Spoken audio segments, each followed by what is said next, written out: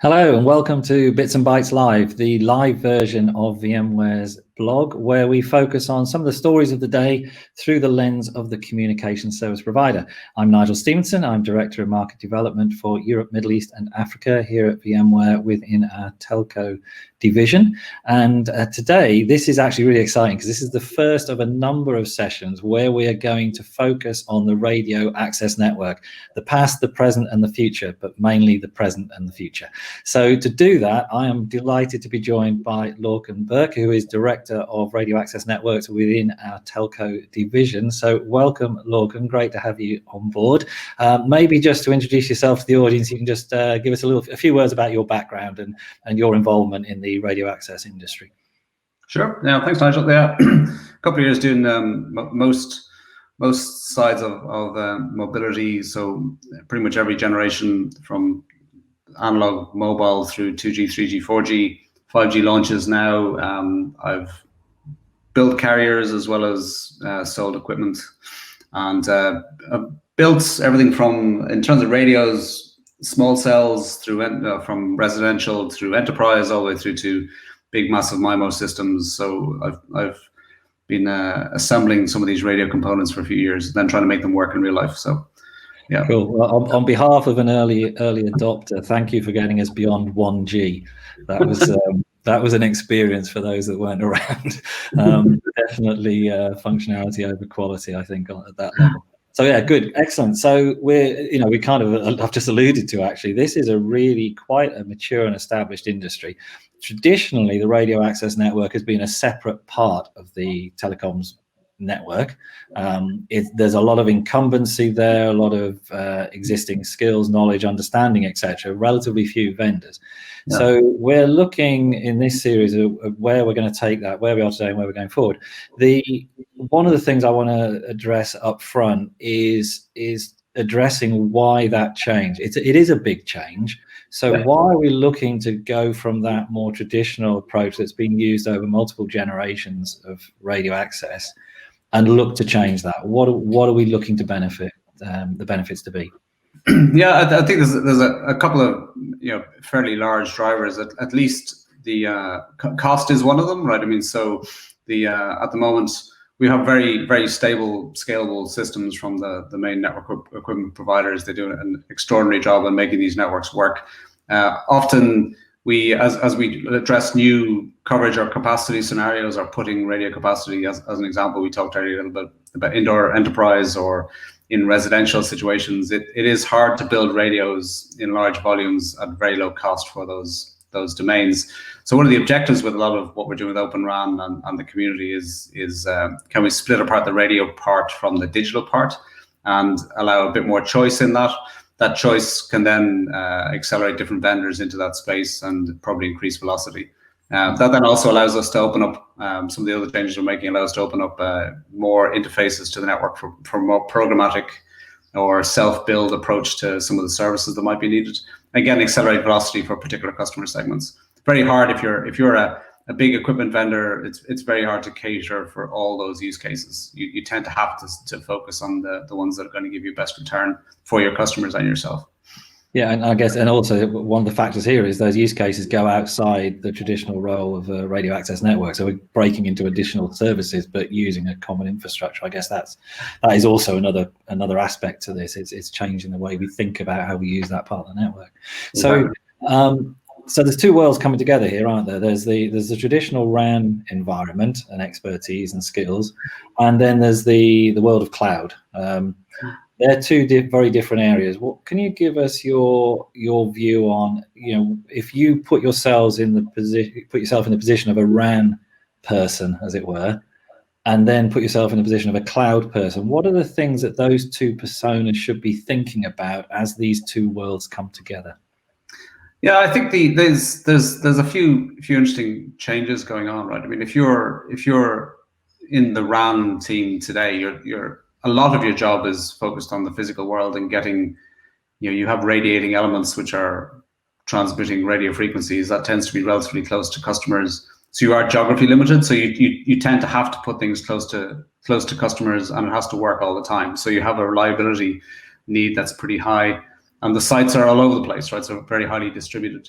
If you're the cloud team, generally you're thinking highly centralized so far. You've been putting lots of compute resource into large data centers, and now increasingly that the drive that's changing that is you have a lot of these latency sensitive services. So whether people want to really do augmented reality or just have fast response times to things they're trying to do, that the time for response has to go down. So you tend to, for the cloud team, you tend to have to think about how do you get close to customers.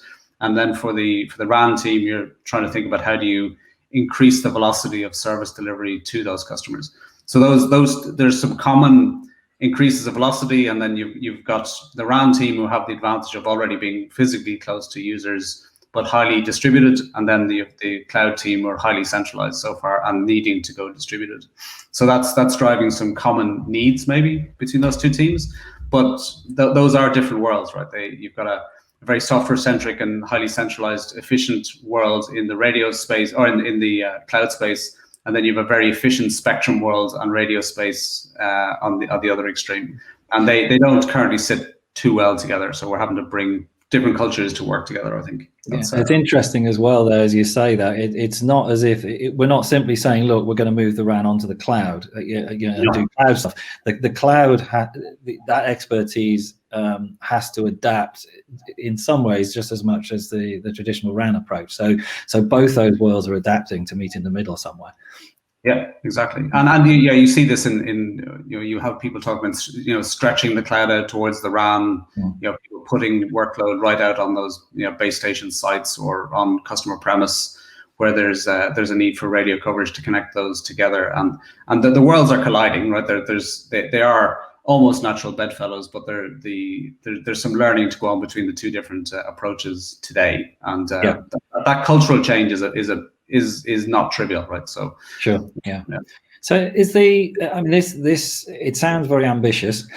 How much of this is sort of aspirational versus real world? So where are we at today in terms of what customers, the experience you get working with customers, what we're actually able to do today, and what customers are looking to deliver, if you like, in this first phase, in the present? I mean, I guess in the most kind of public ones that VMware engaged in would be like Dish in the US, where we're supporting nearly all we're supporting all the cloud native functions. So it's a truly modern application development environment. It's got continuous innovation, continuous development and integration pipelines running on all the applications. So there's a lot of fairly rapid change going on in that network, very software driven, which a lot of that takes a different rate of thinking, or how you think about bringing software into your network. And traditionally, if you have fairly tight release control on a lot of these mobile networks, and that's for a reason, right? It needs to be controlled because it needs to be stable. So bringing those two worlds together has been interesting. We've got, we're replacing Huawei components in Europe, in some parts of in rural and urban areas, and we're working on dense urban deployments in some other markets in Europe. So quite a lot going on. It's real. I mean, it's not all complete easy going, right? They're bringing a lot of different teams together. You have a lot of role definition going on between how do you think about delivering a stable product into these networks, as well as keep the velocity of innovation going. So it's real, it's going on, and a lot of learning. And I think some of the communities did a good job at sharing that knowledge, right? So That's it's quite powerful community coming together. I mean, interesting. Mobility's always been ambitious, right? You know, global roaming is not a small thing, right? So we've done a few of these things in the past, right? So you mentioned community, so I'll jump that direction actually while you bring the topic up. Yeah. So where do you? What are the communities you're looking to? What is it that the industry is looking to that are shaping this? Where should we, if we're not that familiar with it, where should we be going to get guidance? I mean, I think that there's, and this is not an unusual change in some of our communities. Right? GSMA has been holding things together for a long time, right? So there's a lot of very active community working on the GSMA. Good work in ETSI 3GPP, you know, the very reliable standards environments. The areas where I think the industries come together to accelerate some of that and work together in a more practical level have been the ORAN environment, right? So which is done a really good job at trying to figure out the different, you know, we talk about these splits in these radio networks, right? How do you decide where you put your workload from the radio element all the way through the digital unit or the central unit?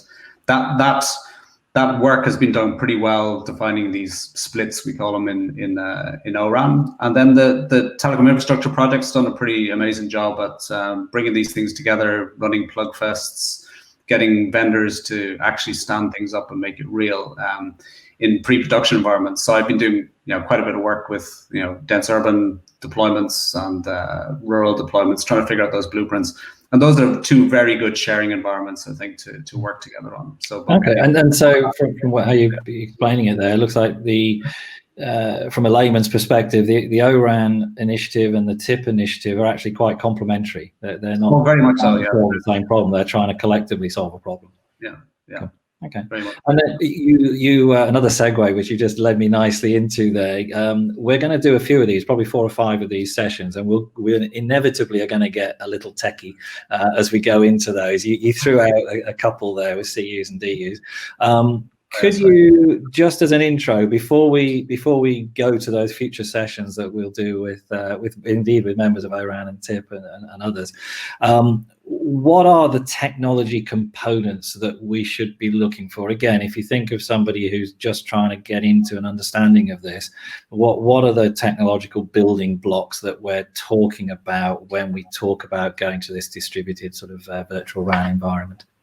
Yeah, and I think the bits that people mostly get initially concerned about is how do you build a new base station, if that makes sense, right? So traditionally we've had a monolithic piece of electronics that sits at a base station site. We've moved the amplifier, the radio unit further up the tower for the most part, and then those are roughly the same splits we have today for how we deploy functions, right? So you have an antenna, so that's a radiating element. It's got analog stuff going on and radio waves. You've got a digital unit that's turning it into digital bits, commonly called the DU. And then you've got a CU or centralized unit, which is handling a lot of the wide area and connectivity requirements. Those tend to move around quite a bit, right? So depending on your transmission architecture, how much bandwidth you got going to a site, or which you know, are you serving dense urban or rural? Sometimes you'll see people put the CU and the DU in the same physical place, and that, you know, those are real-time and non-real-time workloads. You've got to bring those together, and then sometimes they'll have them highly distributed, where the CU might be pooled and running more in a data center environment. So there's a lot of work to do to figure out, as we do those splits, what the real world transmission impact is, what the real world physical space and you know, colo or data center space is, you know, where we put these physical servers or bits of compute, and then what the workload needs to look like over time. So network planning and how you scale this workload requires a fair bit of new thinking, maybe, right? So and you mentioned the splits. That's what you're referring to with the ORAN work, yeah? The splits are essentially are where you place some of these workloads, how you divide them up across the physical infrastructure. That's what's being referred to by ORAN splits, yeah? Yeah, exactly. And it's, I mean, often you'll have situations where if you're saying you've been an incumbent PTT and you've got a lot of fiber in your home network, you will have one view of how the network gets set up, because you have you can put a lot of capacity to a site. And then maybe you have another part of your business that is a new entrant and has a lot less transmission, or is building out, you might have a different placement of those workloads. So one of the things that that we're doing with this is being able to dynamically move that workload around, and at least think about how you do that. And that also requires change, because we tend to think of these networks as quite static. We acquire new sites, but it's functionally static, and we're allowing. I think because traditionally, if I understand correctly, you would kind of characterize sites by a sort of a sizing. There would be building blocks of units of technology, if you like, and I guess what this is doing is it's saying that all becomes much more fluid. So potentially, when you instantiate a site, you might select a certain sizing.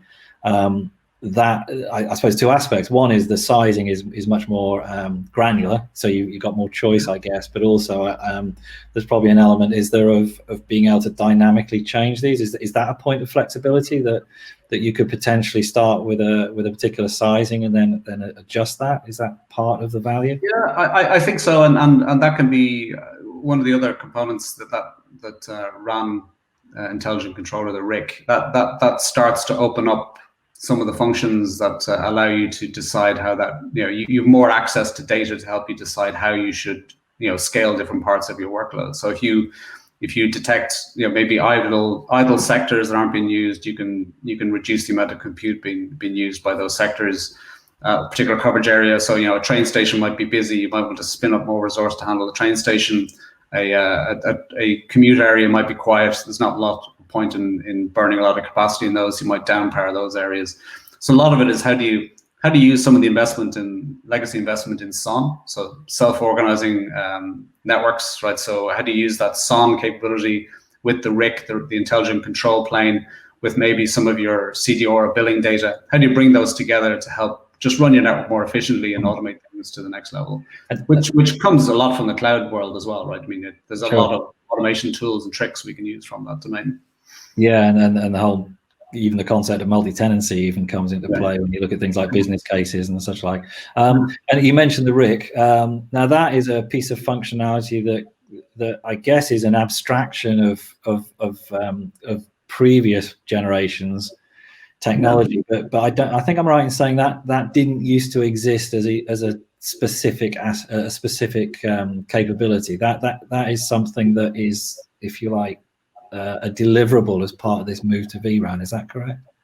Yeah, and I've increasingly, I think I've seen it increase in importance as a technique or a way to expose how you integrate different component types.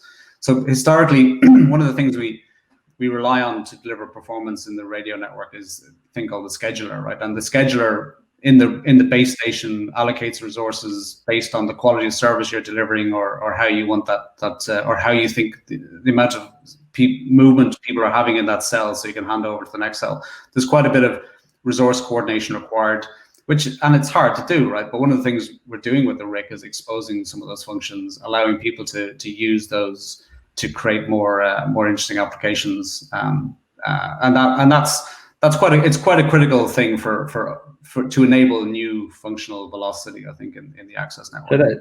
So it's acting as a point of flexibility. It's providing that interface to allow us as an industry to interconnect more things and I think it really accelerates the ability for us as technology companies to, and I mean our comm service provider partners as well, to become more technology savvy and with take a very API driven approach to the network. So a whole new generation of engineers getting trained up on how to build applications in this world, which is very cool. Excellent. That's exciting times. Absolutely fascinating subject. We could talk for a long time, but these sessions are designed to be bite-sized, last approximately the length of a cup of coffee is the intent.